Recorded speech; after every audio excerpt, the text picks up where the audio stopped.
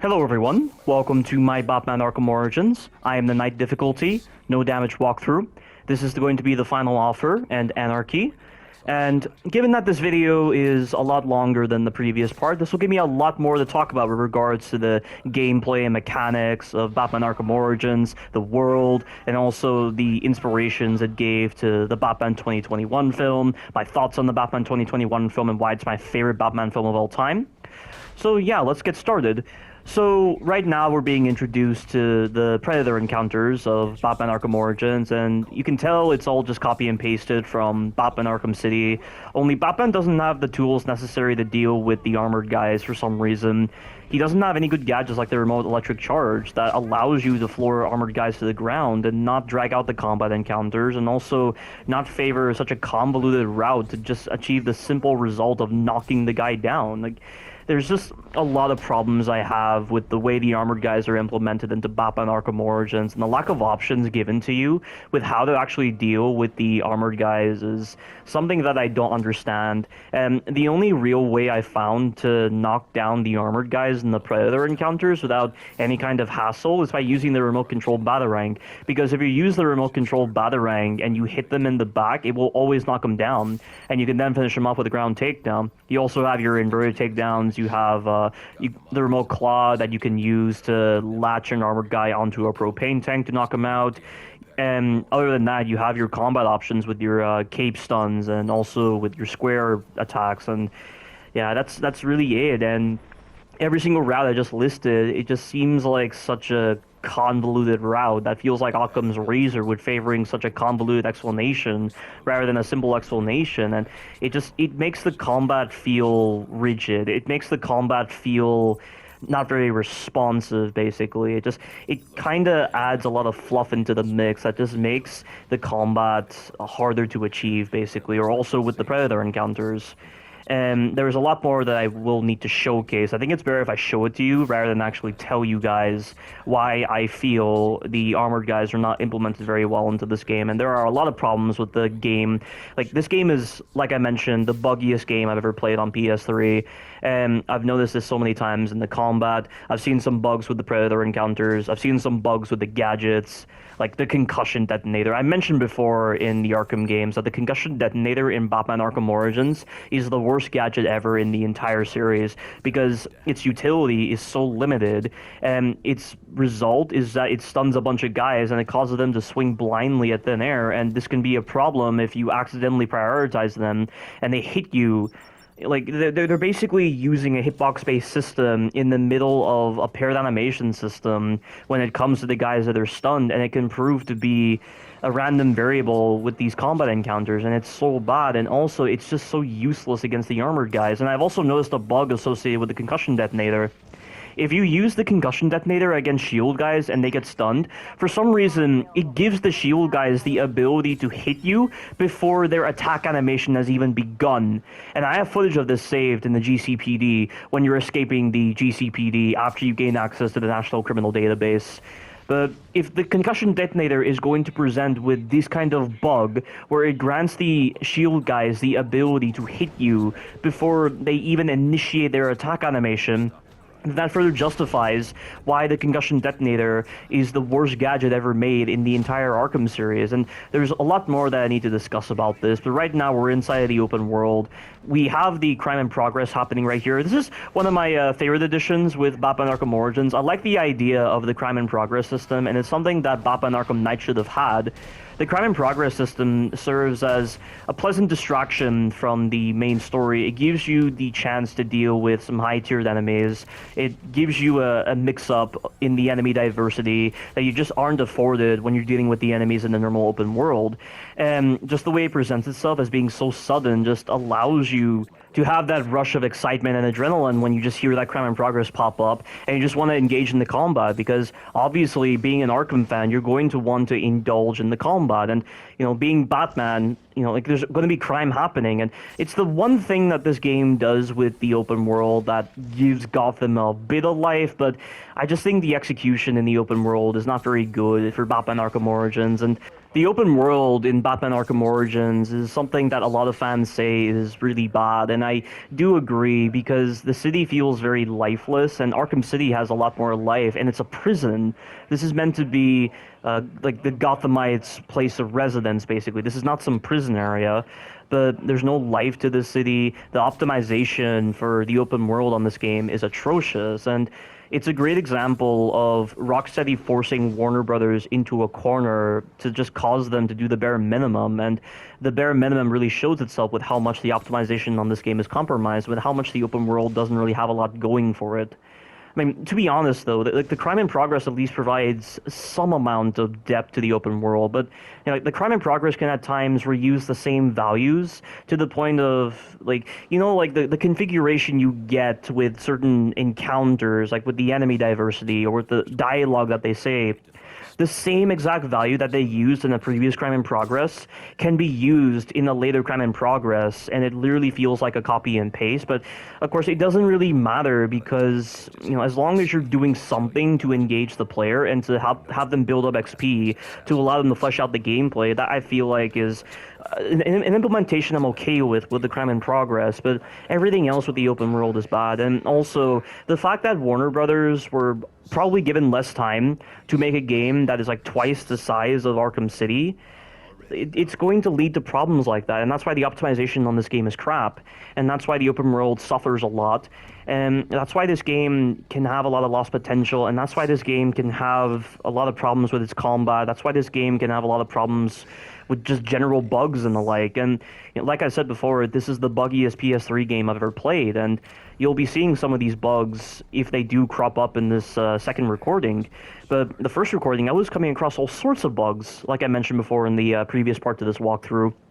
But that's all I have to say about that particular tangent. It's just, it sucks that Rocksteady kind of put Warner Brothers in a tough spot because they needed time to devote to Batman Arkham Knight, and Batman Arkham Knight released in, I don't remember if it was 2015 or 2016, but they needed a lot of time, and they didn't want people to forget the Arkham series, which is why they had Warner Brothers create Batman Arkham Origins, but in probably less time compared to Batman Arkham City, yet Batman Arkham Origins is a slightly larger world compared to Batman Arkham City, and that sucks, but that still doesn't explain why they made Batman feel so limited in combat compared to his Arkham City counterpart. It really doesn't make any sense in that regard. But also, I'm showing some of the cutscenes here because Batman Arkham Origins really feels like the only Arkham game where Batman actually undergoes a lot of character development because, of course, this takes place in the second year of his crusade. And the thing with a lot of Batman media is that when it comes to Batman's second year of crime fighting, it's always used as the time period to showcase the learning stages to Batman, to showcase how he develops as a detective, as a vigilante, and I mean a vigilante and not as a hero. And this is actually very important because this is one of the forms of inspiration that Batman Arkham Origins gave to the Batman film. And the Batman film, it actually touches upon a lot of points that I brought up about Batman and the way he's portrayed in a lot of media and in the Arkham games in my Batman Arkham Asylum walkthrough. But I mentioned before that Batman has a very one-dimensional view on how he approaches crime, and he's so driven by revenge, he's so driven by hatred because of the fact that a criminal took his parents' lives, that he's basically using this very individual and selfish effort in order to combat crime. And think of it like this. Remember the season finale of Season 10 of Pokemon Diamond and Pearl, where Ash and Paul team up in that competition? And even though it seems like they're making a lot of progress together, being a team, Conway acknowledges that it's not the fact that Ash and Paul worked perfectly together to achieve their success in the competition. It's the fact that each of their individual efforts just happened to complement each other perfectly to achieve the right amount of success that you would probably get had these two been working together properly. That's what I mean when I'm talking about the way Batman handles crime in an almost one-dimensional perspective compared to the way Spider-Man handles crime. Batman's individual efforts have a side effect of actually helping out the civilians of Gotham for a bit, even though it's not really portrayed very well in a lot of media, because the problem with a lot of Batman media is that Batman's character is always going to be ingrained in a very dark atmosphere, and the only possible way you're going to portray Gotham City in a dark atmosphere and completely preserve that world is to have crime seemingly skyrocket under Batman, and to also have the villains break out a lot, and to have civilians seemingly be killed or be hassled by these villains a lot. And it's just something that is a direct result of writers' bias, and oftentimes it leads people to voice the wrong question towards Batman. But there is some justification to a lot of questions that people have about Batman's moral code. And people constantly say that Batman's moral code is a weakness and the like. And in some cases, it's easy to think that, but that's not the case, because Batman's moral code represents a very high moral standing, and it's the idea that he's more human than the rest of the individuals that he deals with, or more human than the citizens of Gotham. And like, when you bring into the whole question of anarchy, for instance, that's really, you can draw a lot of comparisons between Batman and Anarky. Like, Anarky believes in the people. He believes in the idea that the governmental structures within Gotham City lead to misery in a lot of people's eyes. And it is something that is reflected greatly in modern society, in our world as well, where a lot of the governmental structures, like a lot of the flawed governmental structures and a lot of the ways we designed our society to just benefit the greedy individual or the more selfish individual, and money makes the world go around, and morality is just like 10th on our list of priorities. You know, a lot of that is what contributes to the rampant crime rate that Batman has to deal with, and Batman never really considers that when he's actually handling crime in his one-dimensional perspective. That's what I mean when I say he has a one-dimensional perspective. And also, when you factor in the characters of Anarky, for instance, and how they believe in very similar ideologies to Batman, but the way they go about it just ends up creating more chaos. And there is a fundamental problem to Anarky. Like, Anarky as a political ideology is a very flawed ideology, because all it does is just create a power vacuum to allow two of the worser political ideologies to take place. It's something that unfortunately is its own undoing. Like, anarchy is its own undoing as a political ideology, and that's why Anarky as a character is kind of there to represent Batman as he would be had he not maintained a lot of his moral beliefs, or had he not maintained some level of control. And like, people constantly say that Batman's moral code is kind of his own undoing, but even when you don't have that moral code, you end up being your own undoing, because if Batman didn't have his moral code, he could honestly end up like Anarky. And Anarky doesn't really consider the fact that the end result of Anarky is going to create that power struggle between two worser ideologies, whether it be like authoritarianism or capitalism or anything like that, that kind of goes against the beliefs he's fighting for. But like, in the process, Anarky ends up embracing a lot of those political ideologies, but not focusing so much on the political side of things. To get back onto the main tangent, Batman's moral code is not a weakness, but the way he goes about trying to handle crime while still maintaining his moral code. Like, that is where the one-dimensional perspective takes place, and I feel like he presents more so as a vigilante rather than an actual hero, because he's of the belief that simply putting criminals into prison is what it takes to actually reduce crime, but that's not actually the case. Like, his prevention method is more so a secondary or tertiary prevention method rather than a primary prevention method, and this builds into his vigilanteism. And this is something that the Batman 2021 film perfectly captured, and it's something that is almost poetic in the way it portrays Batman, and it's something that allows me to love the Batman more so than the Dark Knight. And this actually leads me on to the tangent that I want to discuss, and this talks about my thoughts on the Batman 2021 film in relation to the Dark Knight. So to talk about the way Batman is portrayed in the Batman, he's in his second year of crime fighting, which is one thing that he took inspiration from with Batman Arkham Origins. But he's still very much a vigilante driven by revenge, driven by hatred, driven by vengeance. Because, of course, he's letting, like, the hatred he feels towards criminality and the fact that criminality took his parents' life, like, he's letting that dictate the way he deals with crime. And that's why he's more so a vigilante, and that's why he focuses more so on trying to be a symbol of fear in the eyes of criminals without really considering what exactly the citizens are going through. And this is something that female candidate who was running for mayor, that's what she says to him at the funeral. She says that you seem to be very rich and the like, but you're not really doing much to help people and the like. And there's so many steps that are actually presented in like the initial parts of the Batman film that lead into the character development displayed by the end of the film. Because remember, at the end of the film, what happens is, during the process of trying to stop Riddler's accomplices from actually killing everyone inside of that building, because he flooded all of Gotham, one of the Riddler accomplices mentions, as a substitute to the whole question of what is your name, he says, "I am vengeance," which is something that Batman also says at the beginning of the film when he's dealing with those thugs that are attacking that man on that train.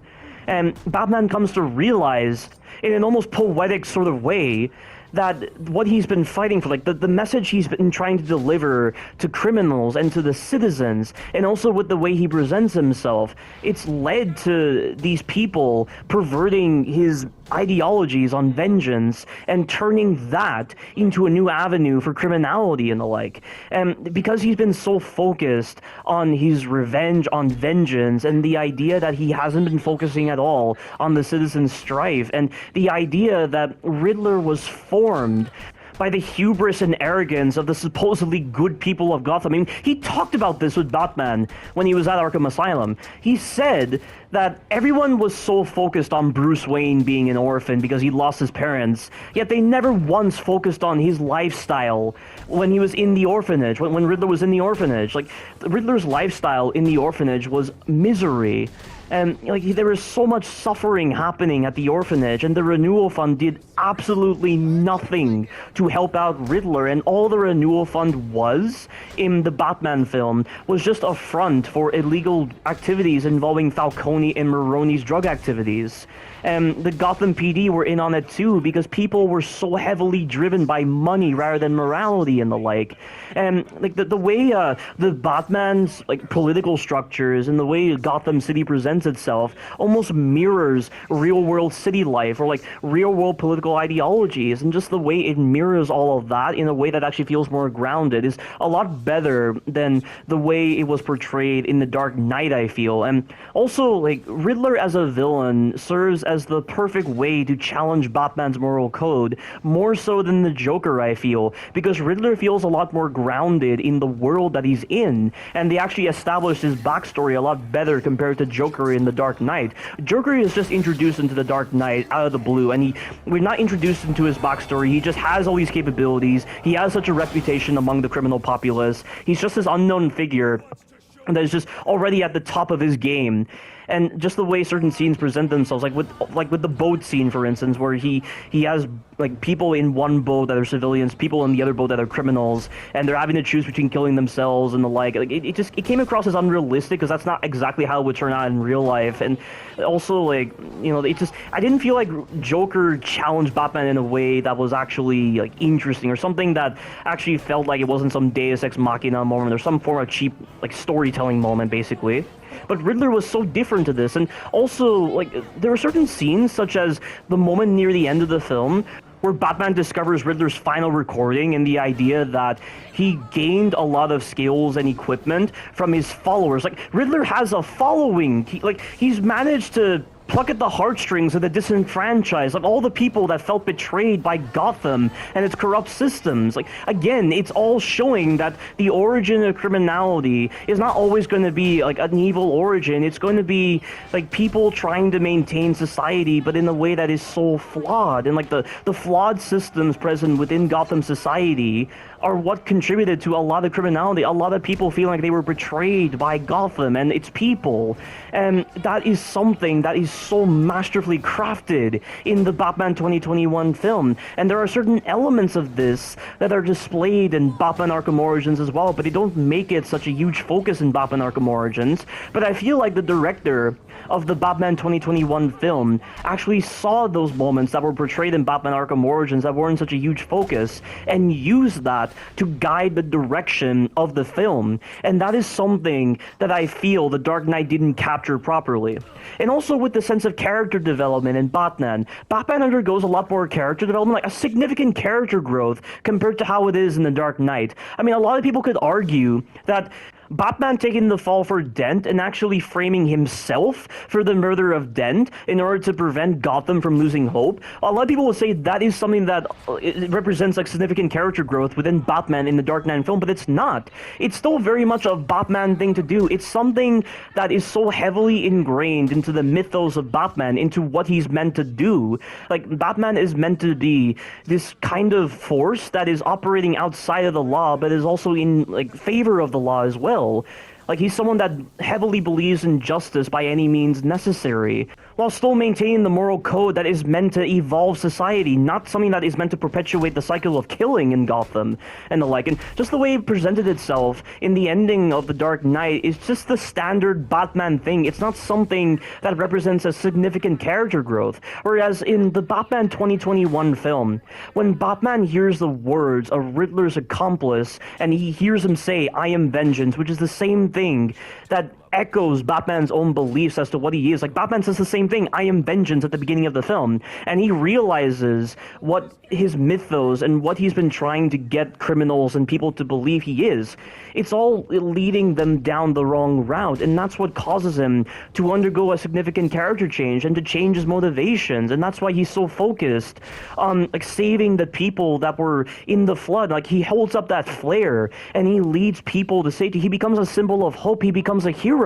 And it is something that poetically and so subtly showcases the shift between being a vigilante to being a hero, and that's why he's coordinating the relief efforts with actually evacuating the citizens of Gotham after Riddler floods the entire city. And also, I just like the way Batman is so realistic in his interpretations as to what Gotham is going to be like during his crime-fighting career. Like, he says at the beginning of the film and also at the end of the film that despite the fact that it's been 2 years into his crusade, he knows that crime is also increasing. There's also like stuff like that, but you know, that's just the general thing with a lot of like changes done by a lot of individuals, like something that represents a big change. Like, there's always going to be side effects. There's always going to be dire consequences to good actions like that. No good deed goes unpunished. And, you know, it's no different to the whole idea of the immune system. You know, like, the immune system tries to combat an infection, but in the process, it does damage to the body. And, it tries to deliver, like, the minimal damage possible, but at the same time promoting growth in the individual, promoting, like, a healthy evolution in the individual on the physical side of things. It's something like that. And it's something that's so realistic in the way Batman describes that. And, like, it's something that relates to the whole idea of, you know, people saying that they don't like piracy measures, like anti-piracy measures when it comes to games or when it comes to movies. And people are of the belief that if you put in more restrictions, they're just going to embolden more pirates to just do more heinous actions and the like. But that's always going to be the consequence of trying to fight back.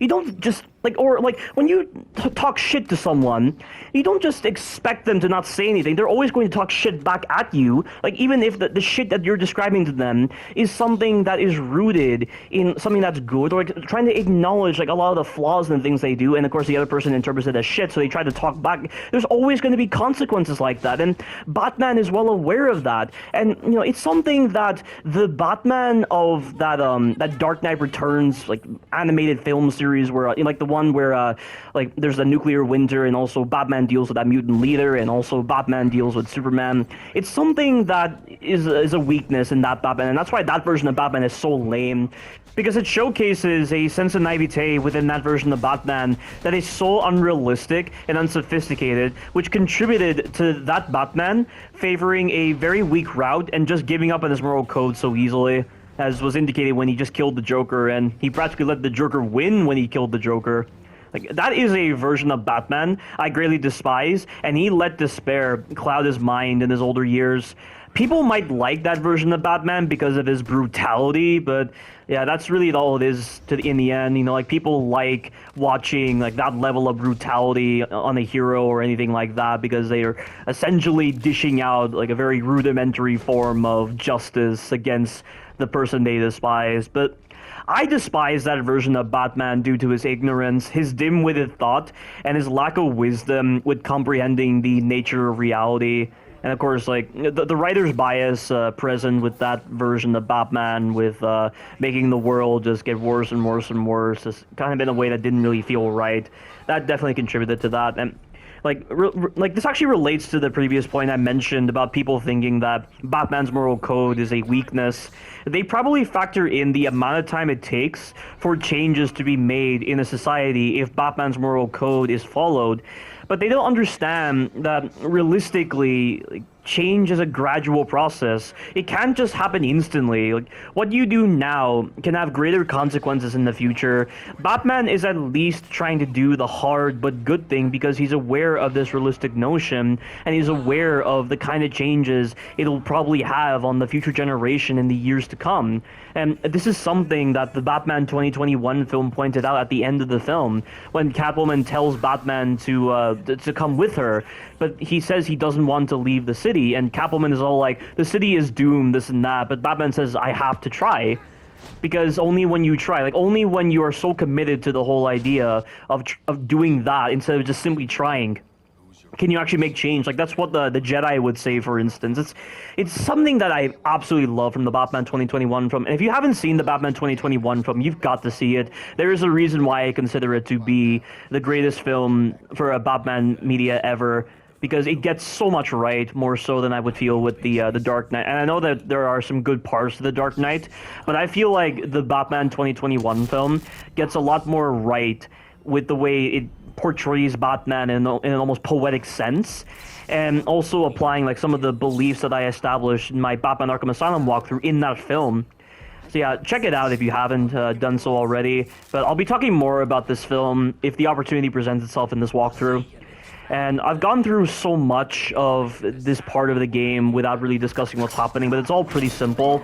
However, there were a couple of new additions that were just showcased in this part of the video that I didn't get the chance to discuss. Like, look at this right here. This is a martial artist. I do not like the martial artists on this game. They're an enemy that throw off the flow of combat greatly. And also, there's no telling if Batman chooses to prioritize them accidentally, and so they end up countering you, and then they deal damage, and you're not prepared for it. And also, oh, look at that. You see that just then? I threw my Batarang at the martial artist, and the martial artist will block your Batarang, but it doesn't kill your combo. So why is it that when armored guys block your Batarang, it kills your combo, yet when martial artists block your Batarang, it doesn't kill your combo? Like, that doesn't make any sense. What did they do to the programming of the armored guys to kill your combo if you accidentally prioritize them with your Batarang? It's so fucking stupid. But the fact that that's one good thing that the martial artist has that wasn't the case with the armored guys is so confusing to me. And I hate the martial artists more so than the armored guys. I mean, I only hate the armored guys because the game doesn't bother giving you the capabilities that actually feel like coordinated, or actually lead to something that's not an uncoordinated mess. It's something that's really bad with this game when it comes to the armored guys implementation in this game. But we have this boss fight against Deathstroke, and I love this line that Batman says right here, where he says, "I'm not playing games, Slade." Which is a great way to start this boss fight, and people say this boss fight is the best in the series. Like, some people do, but it's not. And this fight has problems, and I don't understand why. Because for some reason, when you counter Deathstroke, it can kill your combo randomly, or just you lose your combo out of the blue for no reason. And then there are also moments where you end up missing Deathstroke for no reason. And also, if you're wanting to do takedowns against Deathstroke, make sure you use the back claw against him, because the detection on the takedown is not very good unless you put him into that animation of making him stumble with the back claw. But Deathstroke has the ability to counter you randomly, and when it goes into the cinematic moments, you've got to press triangle at the right moment, mainly when the game goes into slow motion, in order to get the counter. You cannot mash counter against Deathstroke. You've got to time your button press. That's one thing I can really appreciate about the fight, how it's one of the few times where the whole idea of pressing the counter button at the right moment feels justified. I mean, like, the whole idea of mashing counter in the Batman Arkham games is actually warranted, because there are niggles in the systems that can kind of bring down the quality of the combat, and you can't really have, like, properly timed counters with that kind of combat system that has flaws. Oh, and also right here, this one is the one that will catch you out the most. Like, whenever Deathstroke goes into that particular animation of just hitting you for a bit, it can throw you off, because you'll end up countering him thinking that you'll counter the first hit, but that's actually not the point where you're supposed to counter him.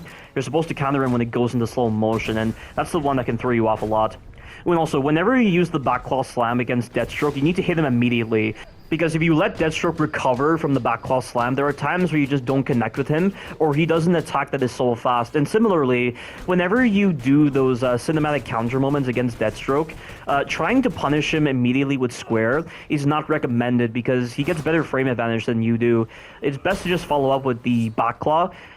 Just don't use it too much because eventually Deathstroke will gain the ability to adapt to the backclaw and he'll dodge it. It's not something that carries between phases. I think there's a bit of a cooldown period where you can use the backclaw against him for a bit, but as soon as that cooldown period runs down, you're able to use the backclaw against him. But here's one of the cinematic counter moments. So it's random whether he does like 1, 2, or 3 counters during these moments.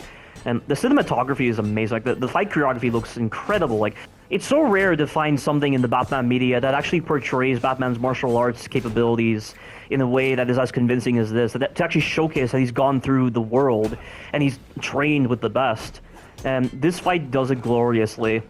And also, it brings to mind the moral argument that Deathstroke is constantly accusing Batman of being weak because he clings onto that moral code, yet Batman completely bests Deathstroke in combat, and I think it's because Batman has learned to respect martial arts a lot more and also respect his own strengths compared to Deathstroke.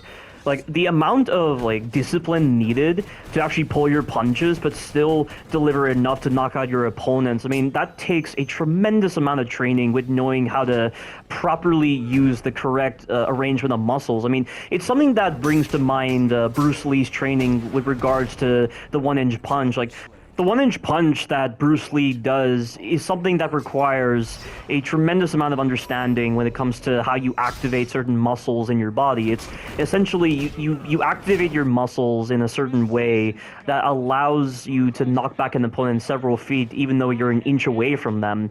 And I feel like it can honestly relate to Batman's moral code in some ways, because Batman's moral code and the way it translates into his fighting capabilities and with the way he properly utilizes his muscles and properly times the activation of his muscles is what allows him to deliver a great amount of strength. It allows him to respect his martial arts a lot more. It allows him to gain new perspectives on how to fight his enemies, and that's why he was able to best Deathstroke in combat. So basically, Deathstroke is wrong in saying that Batman's moral code is a leash on his ability to fight, because in essence, Batman's moral code opened up new avenues for Batman to reach the peak of physical conditioning and to understand how best to apply his strength in combat.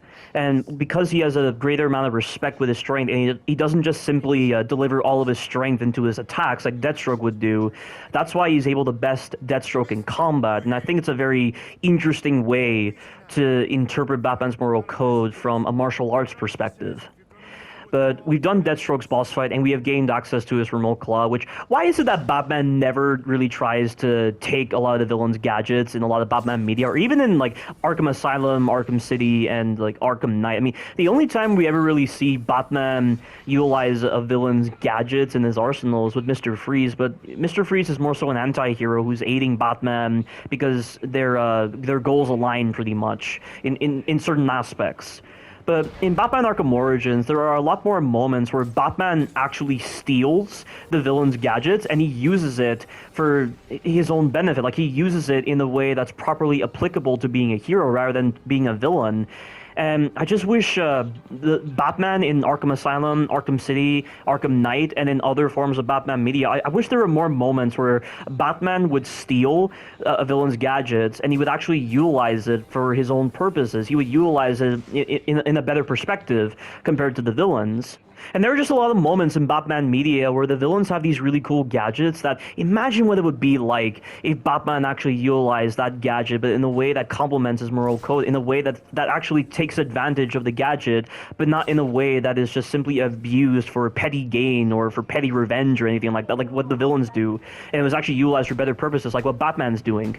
Like, that actually feels like something Batman would do, and he would add some additions to the gadgets that these villains use, using his own ideas and inventions, and it's something that feels like it fits Batman greatly, but we only ever see it demonstrated in Batman Arkham Origins and nothing else, which is something that doesn't sit right with me.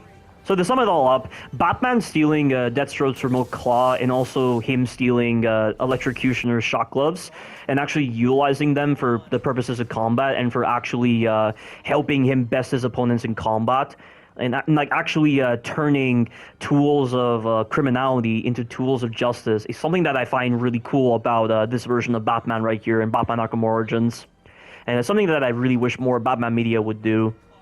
But we've done the final offer, but I'm showcasing Anarky right here. So I mentioned many times that Anarky is a really cool villain, and I just like his ideologies, even if like the whole idea of anarchy as a political ideology is very flawed because it serves as a power vacuum and the like. But you know, like Anarky has the right ideas right here. I mean, I don't agree with the way he talks about television right here, but like the way he talks about the police, the way he talks about money, like the whole idea that money makes the world go around, and the idea that we're so focused on being so competitive with each other that is what unfortunately leads to the degradation of fidelity, and it leads to people fucking each other over so much. Or like with the police, like there's so much in the news today about police brutality. Now, I myself have watched Inside Edition, and I have seen like the horrible things that police officers do, and I've seen them completely pervert their own training into a means of actually enforcing very aggressive acts, like they like almost on par with that of a mission-based killer, like using religion as a way to justify the horrible things that they do. Like there are people that pervert Jesus's teachings or like the beliefs of Christianity, like or they pervert the whole idea of God in order to justify the horrible things that they do. And it's apropos to certain police officers perverting their training or perverting the justice system to justify the horrible things that they do to individuals, because they blur the line between personal and professional, and their horrendous actions lead to very dire consequences, and it leads to people feeling mistrustful towards like the justice system or towards police officers in general. And in some cases, it serves as the catalyst for people to try to seek very evil avenues or to try to seek criminality as a way to survive in this world rather than actually trusting in the system. And like the system overall, like Barbara Gordon constantly says that the system is broken, but James Gordon is so insistent on the system being good, and eventually by the end of Batman Arkham Origins, James puts a lot more faith in Batman while still trying to uphold the moral code provided by the justice system and the like. And that is something that I think they achieved nicely with Gordon's character in Batman Arkham Origins. And Gordon as a whole, I feel, is a better character in Batman Arkham Origins than in any other Batman Arkham media, because I just feel like he's just there for the sake of being there, because you can't really have a Batman game or some kind of Batman media without Gordon. Whereas in Batman Arkham Origins, I feel like Gordon's role is better explored compared to Arkham Asylum, Arkham City, and Arkham Knight. So that is pretty cool. But going back to the main tangent involving anarchy and the like, I do like the beliefs he has, even if he takes them to a very extreme degree. And, you know, he's not just some villain that has, like, contrasting ideologies. Like, he believes in the freedom of the people, but he just does something completely different to that. Because we never really see the backstory of anarchy. We understand mainly anarchy from the political ideology perspective. Like, we understand his character from the political ideology perspective rather than his personal life. And that is what allows Anarky to stand out as a side character a lot more, in my opinion, and why he's kind of a foil to Batman, although I think that's using foil in the wrong term, because I think foil is a term you use to describe like a polar opposite. But Anarky is kind of like what Batman would be had he not had his moral code, or if he took his beliefs to a very extreme degree. And I think it's an interesting idea how when you are in Anarky's boss fight, he says that he looked up to Batman and that he kind of got his inspiration from Batman, but obviously he doesn't like Batman during the fight, and he says he wished he'd never met his heroes. I mean, that's why people say you should never meet your heroes, because they're not going to be what you expect them to be in your fantasies. And, you know, like, Anarky kind of took the beliefs of Batman and kind of applied it to his own approaches to how he wants to challenge the system and the like. And I don't know if that's really like the best part of Anarky's character. I don't know if that's really a well-developed part of Anarky's character, so I'm not going to focus on that. But I do find like his soliloquy at the end when you actually defeat him in his boss fight to be one of the most intriguing parts to a character. And like they took the time to write that massive soliloquy at the end of Anarchy's boss fight. I mean, they made you wait around for a bit, but you were just so engrossed by what Anarky was saying. And how in some cases it's kind of like easy to take Anarchy's words to heart, or like you use that as a way to inform your own beliefs and to maybe make them better, but not necessarily change them entirely. It's a great example of using the villains as a way to better yourself. I mean, that's kind of similar to what Batman uses Joker for, and I believe this was touched upon in the comic, even though Brandon Duncan says that the comics are not canon to the Batman Arkham series because Rocksteady said so. But assuming that the comics are canon, like, Batman said that the way Joker challenged him allowed him to better refine himself in terms of his fighting capabilities and his gadgetry, but also in the way to better approach dealing with crime as a hero, because Joker was highlighting a lot of these avenues that the Batman should be tackling. And that's precisely why Batman learning from his villains, or like any kind of hero using the villain's ideologies and challenging them in order to further reinforce the hero's own ideologies, that is something that I find really cool as a plot point for a story. And like, as much as Anarky is portraying his own beliefs and he's actually displaying his own beliefs, Batman doesn't really like use that, because at this point in the game he's still kind of one-dimensional in how he approaches crime. But like the end of Batman Arkham Origins is meant to imply that he's going beyond his one-dimensional form of dealing with crime, but it's not really touched upon that well in Batman Arkham Asylum, Arkham City, and Arkham Knight. Maybe it is, but I just haven't recognized like the subtle themes involved with that. But either way, Anarky represents a very cool addition to Batman Arkham Origins, and it's such a shame that Anarky was not in Batman Arkham Knight, and the only form of reference we get to Anarky is some random thug saying that Anarky would have enjoyed the chaos that is ensuing right now with Scarecrow's plan to actually decimate Gotham using the fear toxin. Like, that's all we get, and that just seems like a massive slap to the face of the fan base who probably liked Anarky. And I've seen Batman Arkham videos' channel, and I've seen the content of him actually dealing with Anarky. And there are people in the comments section that actually like Anarky as a character. So to have that be thrown back in their face is disappointing, to say the least. I imagine, like, in the context of Batman Arkham Knight taking place almost like 8 years into the Dark Knight's crime-fighting career, Anarky doesn't really have much of a leg to stand on at that point in Batman's life as a crime fighter. So that's probably why he wasn't included, because I feel like Anarky mainly works as a villain that's introduced in the early stages of Batman's crime-fighting careers. However, there are some quotes that Anarky says that are a little confusing. Like, there is a point in his soliloquy where he says that, you think you are the reason Gotham is the way it is? But it's like, Batman's only been at this for 2 years, and I mean, Gotham has been a cesspool of a city way before Batman was ever around. So why would Anarky say that? Why would Anarky go on this delusional statement and say that Batman is likely the reason why Gotham is the way it is, when he's only been around for 2 years and Gotham has not really changed much even before Batman's arrival? Like, it's something that doesn't make any sense to me. I mean, then again, like, he was probably so racked up with frustration and anger that he didn't really understand what he was saying, and he was just saying things for the sake of it. So that's probably what you can excuse it to, but I mean, you don't really think of that when it comes to a game. You think of that more so in terms of a movie or in terms of the news, but not so much with a game. Like, you have to acknowledge those kind of nuances like that in a game, but the fact that they don't acknowledge it is a little confusing. Oh, by the way, at this point in Anarky's boss fight, he will try to throw Molotov cocktails at you, and the hit detection on the Molotovs is atrocious because it has a lot of range. It has more range than you think. Like, I'm very lucky that I wasn't hit just then, but I'm pretty sure, like, there is phantom range on these Molotovs, and I have footage of this saved, and I've included it in the blooper section of this video, but it's dumb that the Molotovs have, like, phantom range, and the hitboxes should have been refined a little bit better. But Anarky goes down instantly the moment you deal with his followers and you just start prioritizing him.